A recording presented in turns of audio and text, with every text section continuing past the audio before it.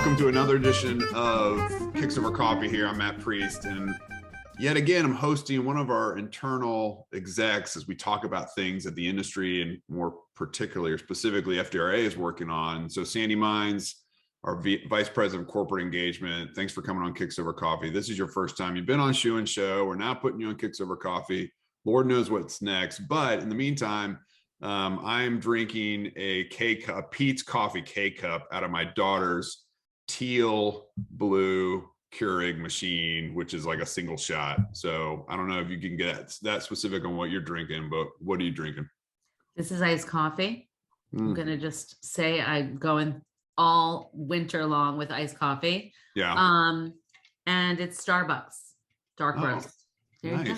Do you nurse it like all day, or are you just you have all morning? All morning.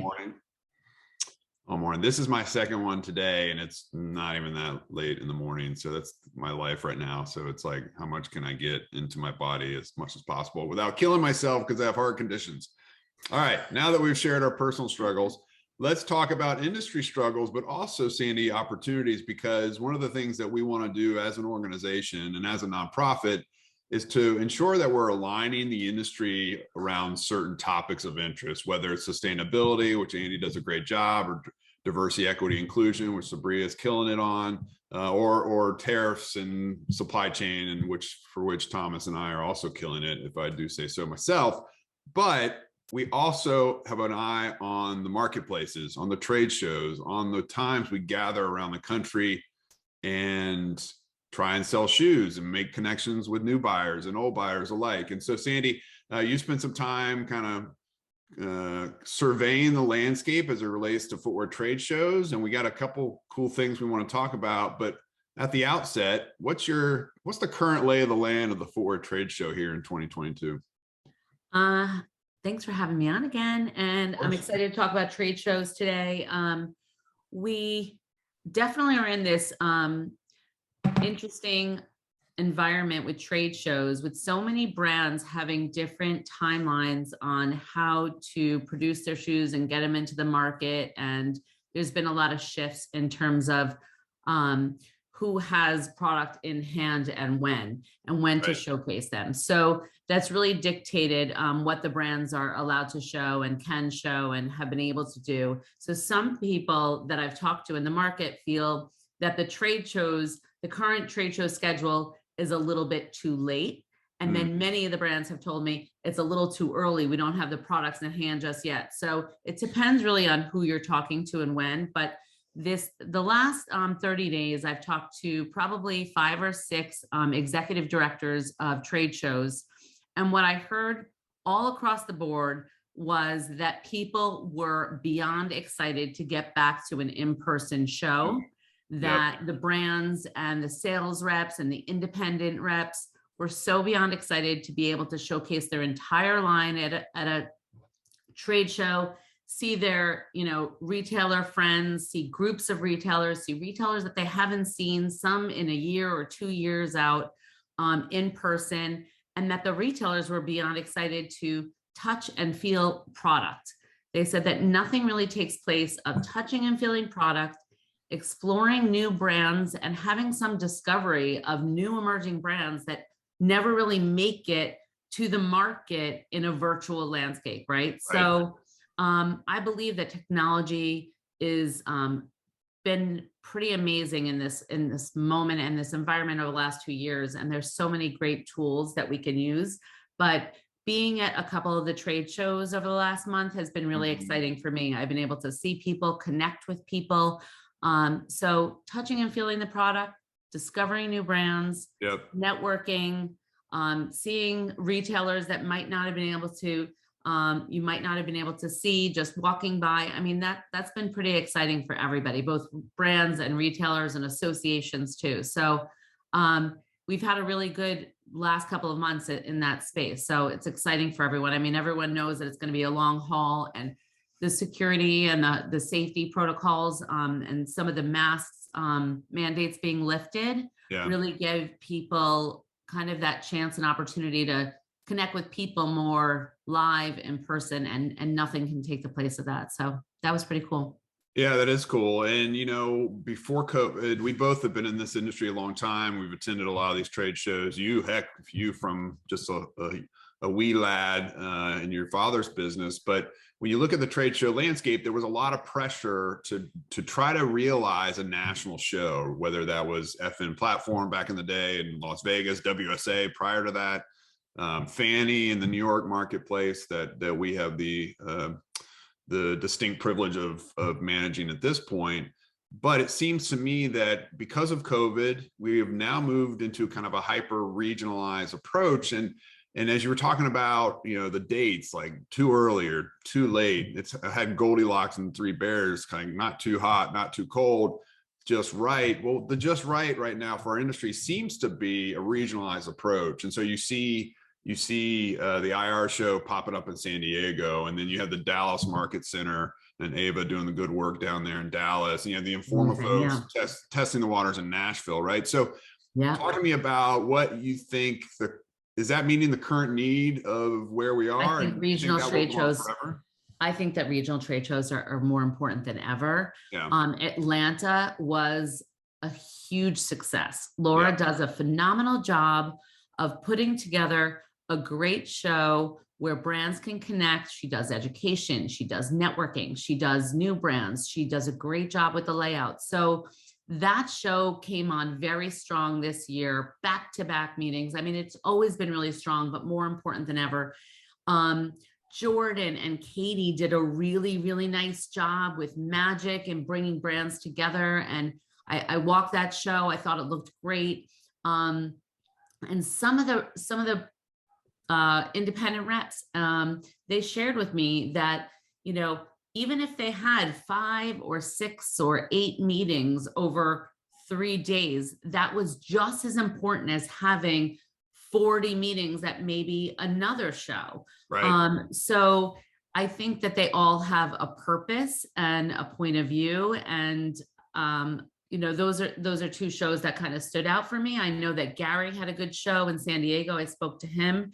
He said he had a decent show and he's excited for the next time around. He has a lot more things that he is looking towards. So there's so many great stories that came out of the shows this year, but those are some of the people that I spoke to. I know Ava said the same thing, and a lot of people were happy with Dallas, and I know that's a hot market right now. So yes, regional shows are killing it right now.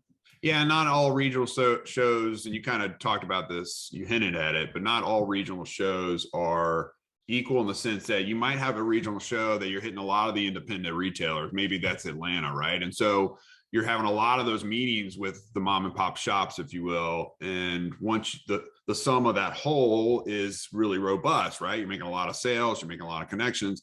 And then you move to the New York marketplace or some other marketplace, and you might have less meetings, but you're meeting with the high volume people. And so you have just as an impact, even though maybe there's less traffic on the show floor, or you have those less meetings that we talked about, just as big of an impact, but from a smaller group of customers. And so I think there's not going to be a one-stop shop for quite some time. We're going to get very used to having these regional opportunities. And I think that's why this next initiative we want to talk about is so critically important to where we're headed. And so as someone who's going to be heading this up, I want you to be the one to announce what's next in the life of footwear trade shows writ large. Sure. Before we get into that, I will say that what happened to New York during this past show season was an interesting one. We made a decision around January 2nd or 3rd in a really heightened moment of COVID and some supply chain challenges, that we were going to not market the February Fanny as an official market week, right? So what that meant was that a lot of people took that online. Some of the showrooms opened up their doors to key buyers and retail teams. And though it was important, it wasn't like this big broadcasted commercial, week of Fanny in February. And we had to make that tough decision, but we were quick to make that decision. And I'm glad that we did, for the safety of the industry. And we saved a lot of people a lot of time and money for coming to New York, because not a lot of people were showing up in New York in the way that they had in the past. So it was, it was a good moment for Fannie to kind of make that quick decision and let people do their business however they saw fit, and we're able to do that. But I will say that the amount of excitement and the eye on June in New York is Yeah. beyond exciting to me. Yeah. So I'm really excited to get back in person in June. So Me I will too. say that.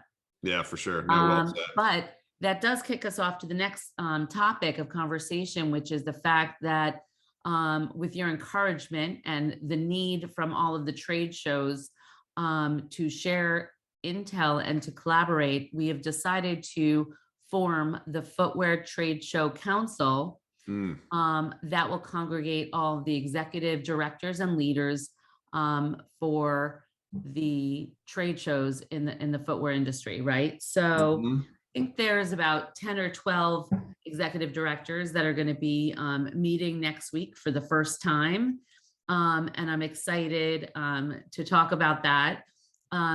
Everyone's excited to share information, to share intel, to collaborate, to talk about dates. I thought this was a new and unique idea, but Laura from Atlanta corrected me and said that, a few years back, and I mean like more than 10 years back, decades, right? There used to be a group of people that did this before, and they would get together biannually and have these kind of meetings. And that was really helpful in making sure that they were providing everything that they could for the brands and retailers that wanted to show up during trade shows and not compete for certain dates and certain things. Right. So right. I think that's really important. I'm really excited to be part of it. I think we'll be meeting 4 times a year. We will be having a newsletter that comes out to brands and retailers and trade shows to let everybody know what's happening and where they can buy and see new brands and purchase footwear. So I'm excited about this. I'm really excited about it, Sandi, because I can remember at the FN CEO Summit in Miami in 2009. At that time, we didn't have as many regional trade shows. We were more in that consolidation period as far as trade shows are concerned. And even at that time, there was competing dates, and we had less shows for which to compete with. And there was this, I remember just this kind of energy in the room and frustration, to be honest with you, about how some of the shows were overlapping. And so with a focus on serving this industry as best we can, which is the mandate FDRA has been given by this industry, with 95% of the industry as members, we want to serve the industry in this way, right? We want to provide communication points for the executives of the trade shows. We want to fill in the intel that only we can bring to the table, to be honest with you. I don't want to be arrogant about it, but we are the member-driven organization compared to the rest of those around the table. So we want to bring that information to the industry trade show execs, and knowing them as we do, they want to do what's right by the industry as well. They have a heart for the industry as well. Even if they're a for-profit entity, they have a heart for the industry. So I'm super excited about it. And I think it'll be just the start of ongoing communications in an era for our industry that is more fragmented, but which might be what the industry is asking for right now. So we're going to navigate that as best we can.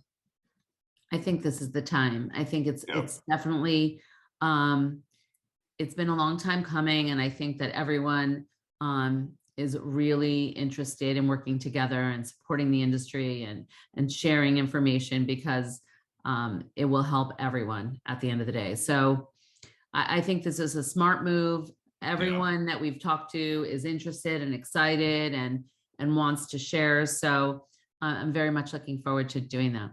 Yeah, that's awesome. I love it. Let's end there with "this is the time." I love that phrase. This is the time to do it. And so, Sandi, thanks for your leadership. Thanks for your willingness to take this on and to shepherd us through this process. We really appreciate it. Your value to the industry via your arrival at FDRA just a few short months ago has been seen over and over again. So thanks for coming on Kicks Over Coffee. And I will see you on the next, I'll see our viewers at least on the next episode of a Kicks Over Coffee, as we bring these casual conversations around a cup of coffee with our friends here in the industry. So until then, have a great day. Thanks, you too.